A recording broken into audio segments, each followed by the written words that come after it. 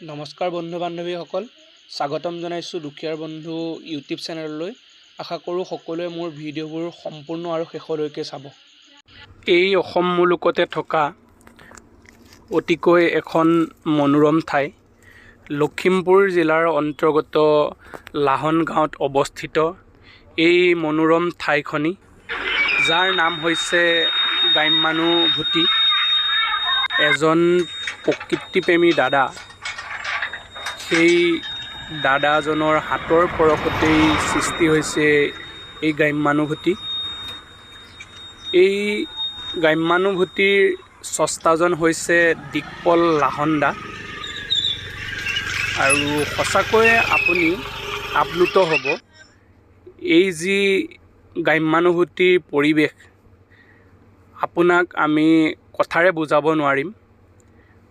হয়তো আপোনালোকে বহুত দূৰ দূৰণিলৈ গৈছে, কিন্তু এই লখিমপুৰ জিলাৰ অন্তৰ্গত লাহন গাঁৱত থকা গ্ৰাম্যানুভূতিলৈ আপোনালোক আজিলৈকে অহা নাই। যদি সময় পায়, সময় উলিয়াই এই গ্ৰাম্যানুভূতিলৈ আহিবলৈ আপোনালোকক অনুৰোধ জনালোঁ।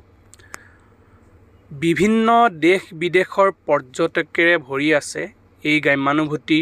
আৰু দিকপল লাহনদাই কোৱা মতে বিদেশী পৰ্যটকেও তেওঁলোকৰ এই গৃহত আহি প্ৰৱেশ কৰি মনোৰম প্ৰকৃতিৰ মাজত তেওঁলোকে আহাৰো গ্ৰহণ কৰিছে। ইমান দূৰ দূৰণিৰ পৰ্যটকেৰে এই গ্ৰাম্যানুভূতি ভৰি পৰিছে। সেয়েহে লখিমপুৰবাসী ৰাইজকো অনুৰোধ জনাব বিচাৰোঁ যে এই গ্ৰাম্যানুভূতিৰ দিকপল লাহনদাৰ হাতৰ পৰশত যি এই গ্ৰাম্যানুভূতিৰ সৃষ্টি হৈছে, সঁচাকৈ অতুলনীয়।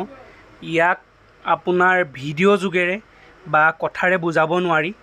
সেয়েহে আপোনালোকেও গ্ৰাম্যানুভূতিলৈ আহি এবাৰ এই দিকপল লাহনদাৰ হাতৰ পৰশত সৃষ্টি হোৱা গ্ৰাম্যানুভূতি উপভোগ কৰক। আজি নতুন প্ৰজন্ম, যিসকল কণমানি ভাইটি ভণ্টি আছে, তেওঁলোকেও হয়তো দেখি নোপোৱা বস্তু এই গ্ৰাম্যানুভূতিত আছে। পুৰণা দিনৰ টিভি, পুৰণা দিনৰ কেমেৰা, জাকৈ, জুলুকি, খালৈ, পেঁপা, গগনা, দুগদুগী, বানকাঁহী, বানবাটি, এই সকলোবোৰ এই গ্ৰাম্যানুভূতিত উপভোগ কৰিবলৈ পাব। এটা কথা জানি আপোনালোকৰ সঁচাকৈয়ে ভাল লাগিব। এই যি দিকপল লাহন দাদা বুলি কৈ আছোঁ, সেই দাদাজনে এই গ্ৰাম্যানুভূতিৰ ভিতৰতো আৰু ওচৰ চুবুৰীয়া গাঁওসমূহৰ ৰাস্তা কাষে কাষে তেওঁ প্ৰতিদিনে 10টাকৈ গছপুলি ৰোপণ কৰে। আৰু তেওঁ এজন প্ৰকৃতিপ্ৰেমী সমাজসেৱক।